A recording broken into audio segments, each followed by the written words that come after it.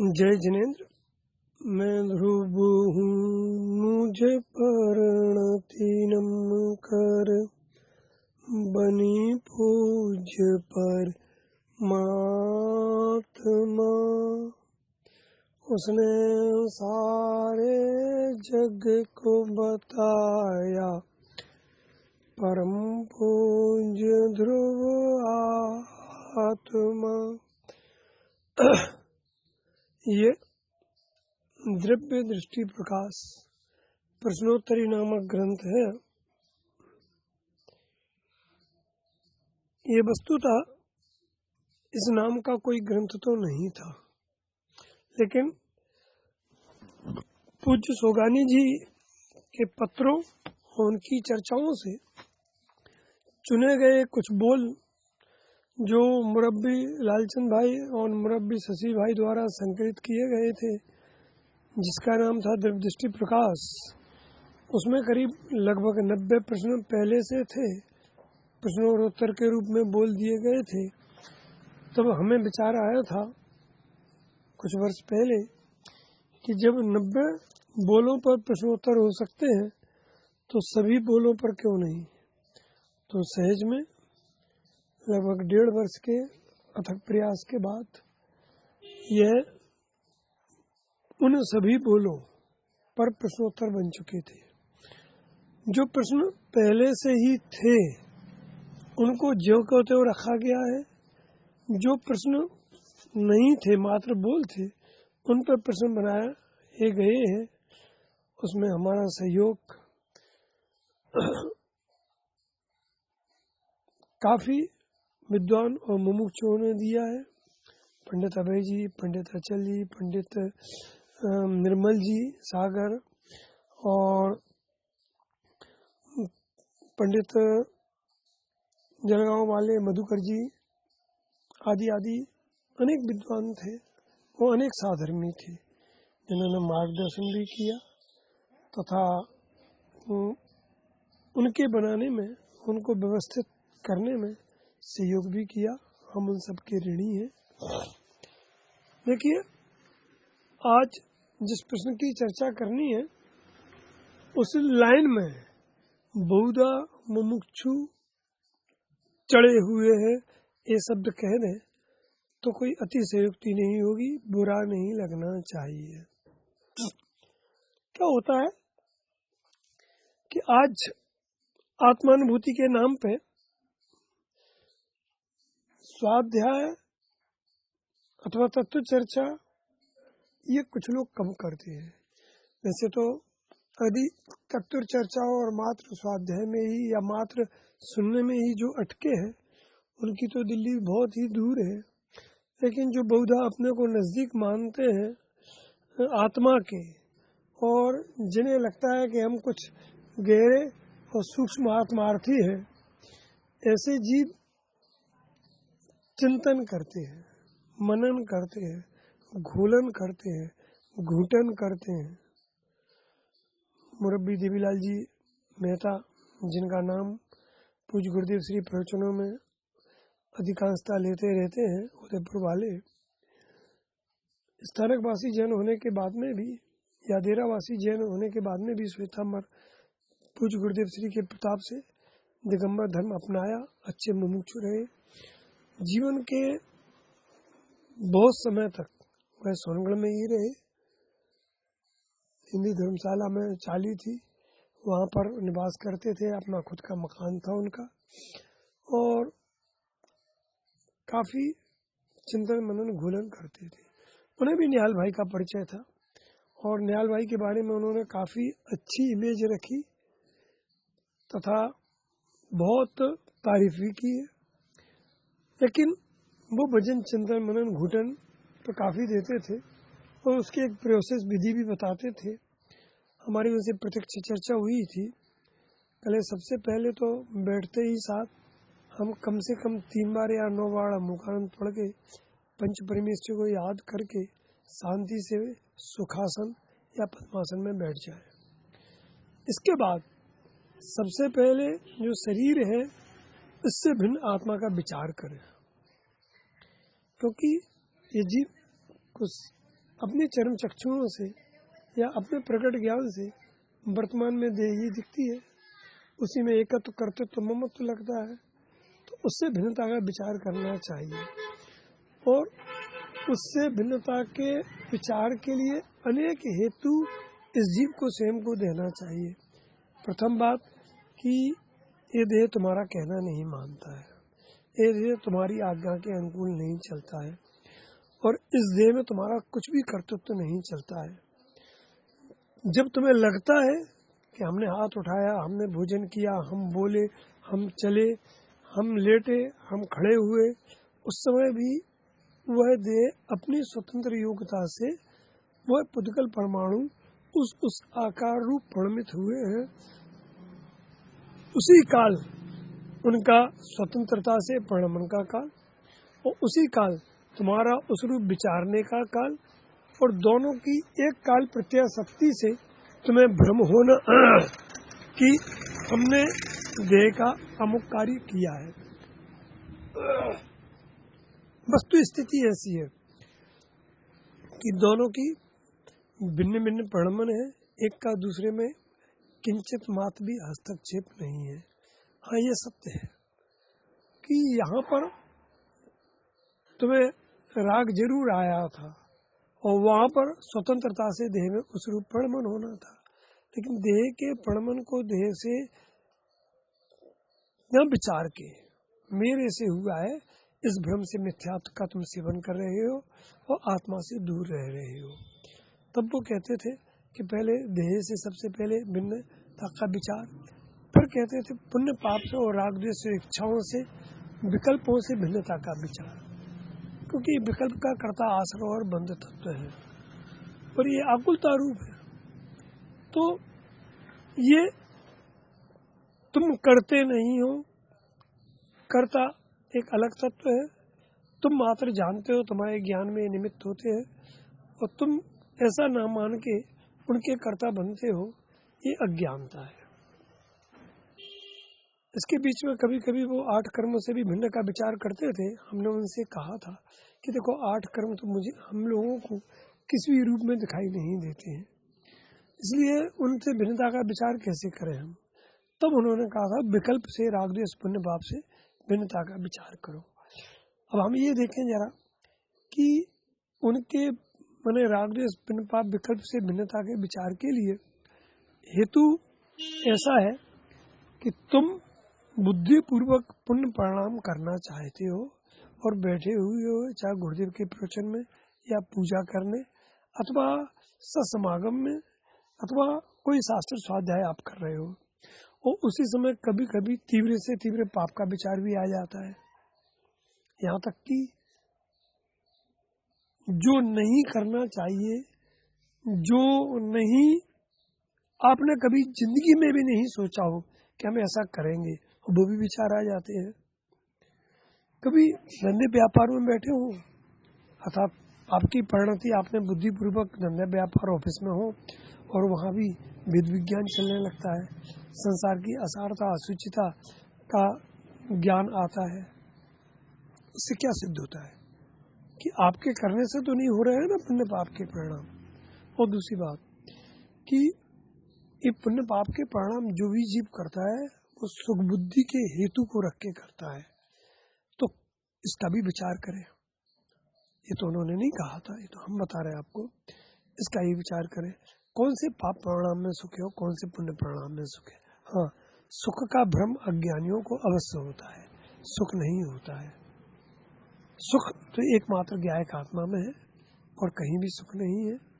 बाह्य में सुख की कल्पना वो तो मृग मारीच का जैसा, मृग तृष्णा जैसा ही है। इसलिए देवीलाल जी ने कहा था कि इनसे भिन्नता का विचार करना। फिर उन्होंने कहा था कि गुण गुणी भेद की भिन्नता का विचार करना, क्योंकि एक एक गुणमय आत्मा नहीं है, अनंत गुणों का एक अभेद पिंड ज्ञायक ध्रुव तत्व आत्मा है। विचार आत्मा का करने के लिए गुण गुणी में ज्ञान वाला दर्शन वाला आएंगे, लेकिन उन पर भजन नहीं होना चाहिए। मतलब उस रूप भिन्नता से विचार नहीं करना चाहिए। सभी को मिला के एक अभेद ज्ञायक मात्र, निष्क्रिय, पूर्ण, चैतन्य जलल ज्योति, सच्चिदानंद, निर्मल, ध्रुव रूप ज्ञायक, बस उसमें जमना चाहिए, उसकी ऊर्धता होना चाहिए। यहाँ तक कि चिंतन में भजन नहीं जाना चाहिए, ये वो कहा करते थे।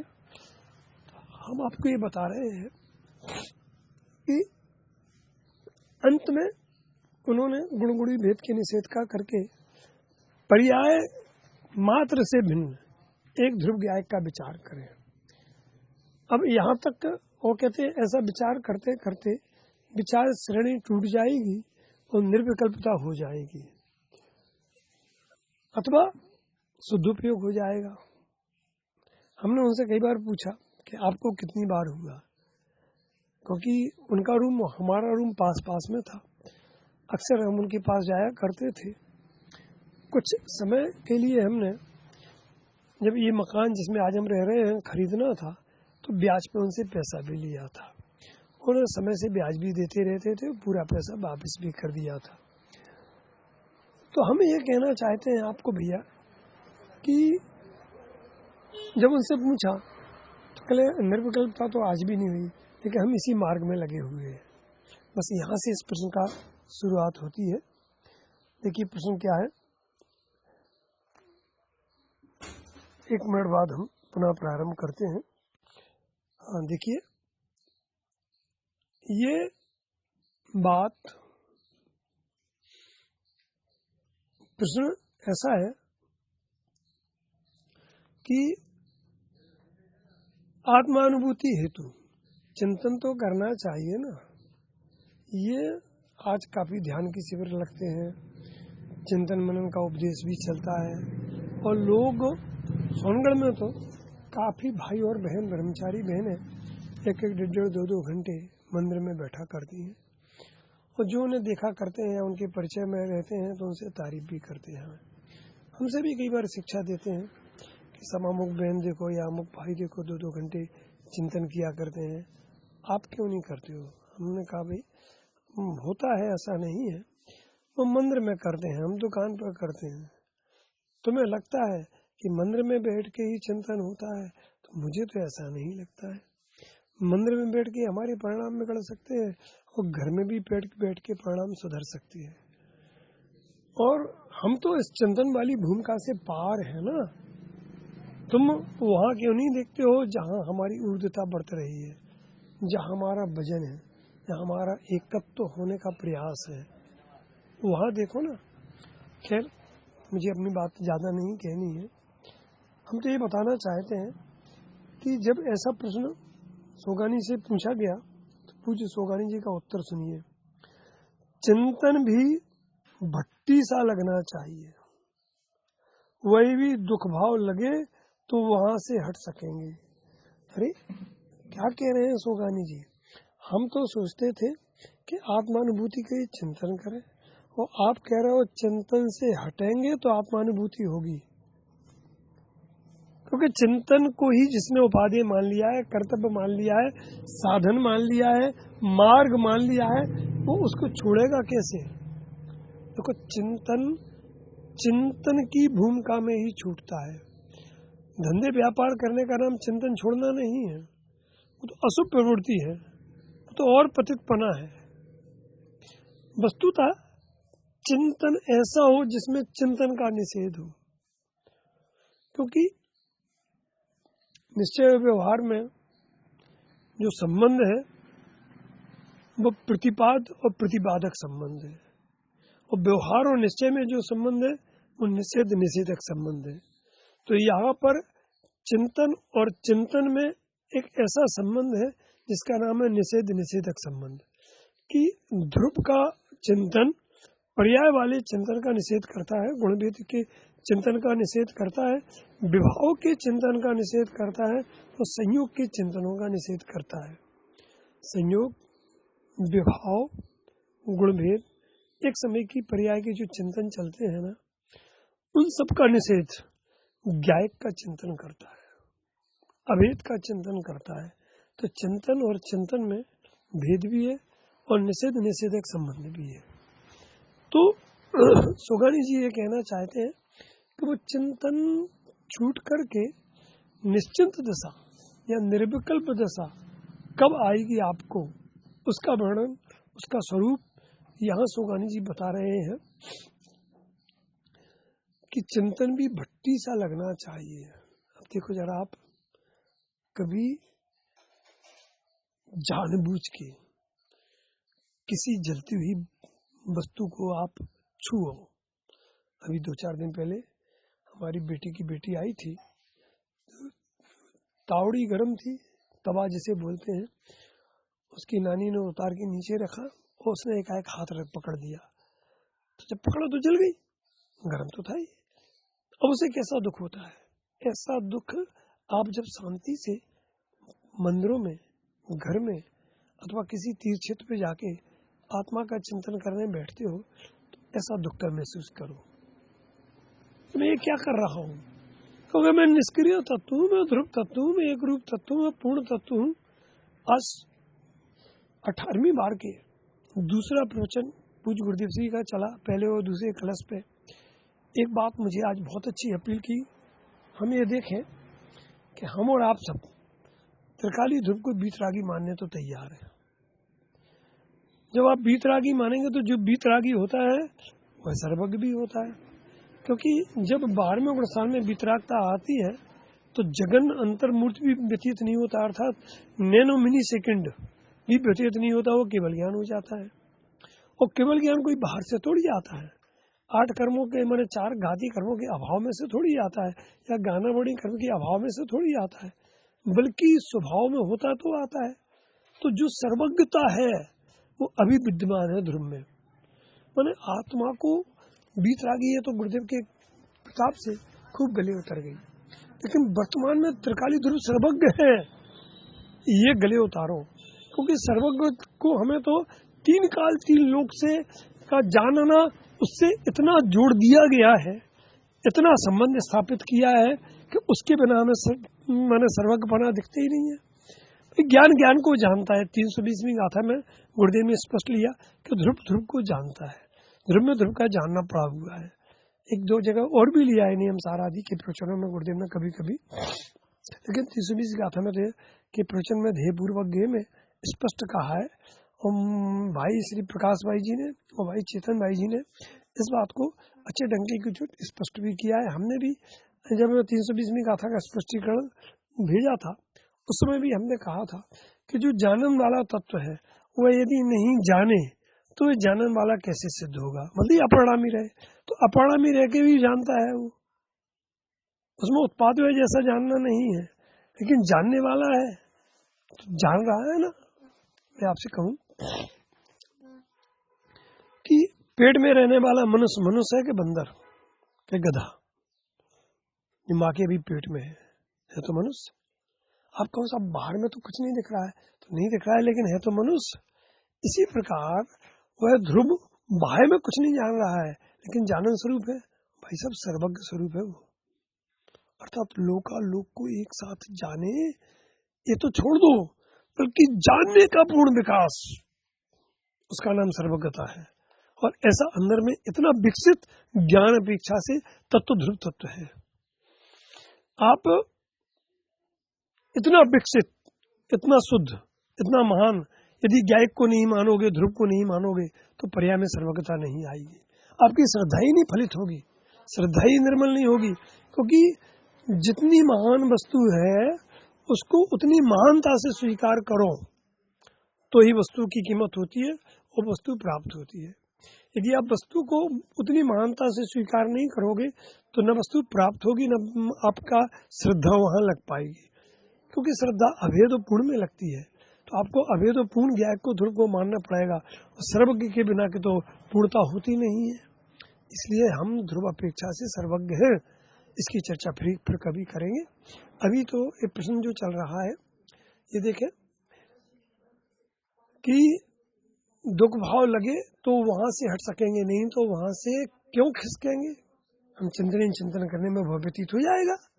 और कई लोगों का तो हो रहा है। अभी कुछ तो ऐसे भी भाई थे जो चच्चा 5-5 घंटा ध्यान करवाते थे, चिंतन करवाते थे, और लोग करते थे, भले ही हाथ पैर बंद के रह जाएं, बाद में उनकी खींचना और खोलना पड़े, खड़े ही नहीं हो सके, लेकिन इसके बाद में भी वो चिंतन करते थे। ये हठ योग कोई जैन दर्शन का मार्ग नहीं है, इसलिए भाई साहब सहज चिंतन हो। तो अब देखिए सुगानी जी क्या कहते हैं, चिंतन मार्ग के बीच में आता है तो ठीक मैंने आओ, किंतु उसको दुख भाव जानना चाहिए, उसमें एकत्व नहीं करना चाहिए, ममत्व नहीं करना चाहिए, कर्तृत्व नहीं करना चाहिए, क्योंकि एकत्व ममत्व कर्तृत्व कर्तव्य समझोगे ना तो अकर्ता स्वभाव की दृष्टि कब करोगे, अपने को पूर्ण कब समझ पाओगे, अपने को निष्क्रिय कब समझोगे, अपने को भीतरागी सर्वज्ञ कब स्वीकार करोगे। हमें तो मंदिर में बैठे हुए भगवान अथवा समुद्र में बैठे भगवान अथवा सिद्धालय में बैठे भगवान ही भीतरागी सर्वज्ञ लगते हैं। हमें अपने अंदर देहालय में बैठा हुआ बिंब है, जो चैतन्य बिंब है, वो भीतरागी सर्वज्ञ लगते ही नहीं है। भीतरागी तो गुरुदेव के प्रताप से इसलिए कि राग का कर्ता आत्मा नहीं है, लेकिन ज्ञान अपेक्षा से त्रिकाली ध्रुव सर्वज्ञ है। चलो उसकी चर्चा बाद में करेंगे, अभी हम ये बताना चाहते हैं आपको कि मार्ग के बीच में, अर्थात कि आप जब आत्मानुभव करने के लिए तैयार होंगे, ये सत्य है, गुरुदेव ने भी कहा है कि सामायिक गीत दशा में ही आत्मा का अनुभव होता है, चलते फिरते खाते पीते नहीं होता है। हाँ, कोई 6वें 7वें गुण स्थानवर्ती मुनिराजों की बात अलग है, लेकिन प्रथम सबसे पहली बार जिसे उपसम सम्यक दर्शन होना है उसे सामायिक के काल में ही होगा। तो सामायिक अर्थात चिंतन, समझ गए ना। तो ये चिंतन के काल में होगा, लेकिन चिंतन में चिंतन का रस नहीं, त्रिकाली ध्रुव का रस, चिंतन की प्रमुखता नहीं, बल्कि चिंतन में तो दुख लग रहा हो। जैसे हम आपको बताएं, एक सरल उदाहरण है, किसी को अपनी पत्नी को, उस जमाने की बात करते हैं जब इतने मोबाइल और टेलीफोन नहीं थे, केवल पत्रों से ही काम चलता था। तो किसी को अपनी पत्नी को पत्र लिखना है तो क्या करे, तो सहज आप कहोगे कि पेन कागज उठाओ और लिख दो, नहीं, सबसे पहले उसको मायके भेजो और फिर बाद में पत्र लिख सकोगे। आप अपने घर रखोगे तो कैसे पत्र लिखोगे, सीधी बात करोगे ना। इसी प्रकार गायक को, ध्रुव तत्व को थर्ड पार्टी बनाओ, फिर बाद में उसका चिंतन करो कि ध्रुव ऐसा है, गायक है, ध्रुव है, एक रूप है, ज्ञान रूप है, सुख रूप है, इसका नाम है पत्र लिखना। तो आपने वो थर्ड पार्टी बना दी, गायक को दूर रखा। जो गायक में ही बैठा है, गायक का संचेतन कर रहा है, अनुभव कर रहा है, एकत्वता जिसकी बरत रही है, उसके लिए क्या करना, उसके लिए बिल्कुल कुछ करने की जरूरत नहीं है। उसे चिंतन तो दुख रूप लगेंगे, क्योंकि मेरा कोई कर्तव्य भी नहीं है, मैं तो पर्याय माँ से भिन्न परमात्मा हूँ। ऐसा आगे देखो, उसमें एकत्व नहीं करना चाहिए। चिंतन भी चिता समान है, आकुलता है, वो आकुलता तो मोक्ष मार्ग होता नहीं है। चिंतन जहां से उठता है उस त्रिकाली ध्रुव भूमि में जमे रहो, ये अंतिम संदेश है। मैं सत्य कहूँ जरा, एक बार देखो, हम आपको बताएं, मान के चले कि आपकी आंखें बांध दी, आजकल माउस बांधते तो मुंह पर पट्टी लगा दी और दोनों हाथ पैर बांध दिए, यहाँ तक कि आपको एक किसी बोरे में या थैली में बंद कर दिया है, अब डाल दिया है, और कान में भी ऐसा लगा दिया कि सुनाई नहीं दे रहा है। फिर कोई बाहर से कह रहा है कि अब करो, क्या करते हो, तो कदाच आपको शब्द सुनाई दे गए तो आप ये कहोगे मैं क्या कर सकता हूँ, कुछ नहीं कर सकता हूँ, क्योंकि न मेरे हाथ है, न मेरे पैर है, न मुझे आंखें दिख रही, न कान से कुछ सुनाई दे रहा है, न कुछ हो रहा है। बस ऐसे ही भैया शरीर से भिन्न तुम गायक ध्रुव हो, न तुम्हारे हाथ है, न पैर है, न कान है, आंख है, न मुंह है, तुम निष्क्रिय परमात्मा हो, तुम कुछ कर ही नहीं सकते हो। उस निष्क्रिय भूमि में जमे रहो, उसका नाम धर्म, उसका नाम सम्यक्त है, उसका नाम आत्मानुभूति है, और चिंतन की ऊर्ध्वता रहेगी। चिंतन का रस तो जहर है।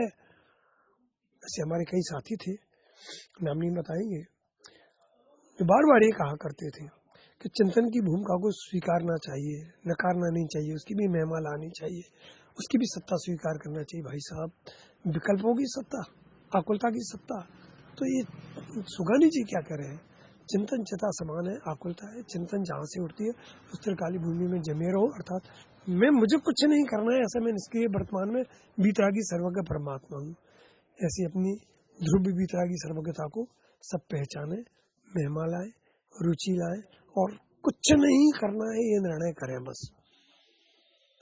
तो सहज में जो कुछ होना होगा पर्याय में अपने षटकारक से हो जाएगा और आप ज्ञाता बने रहोगे।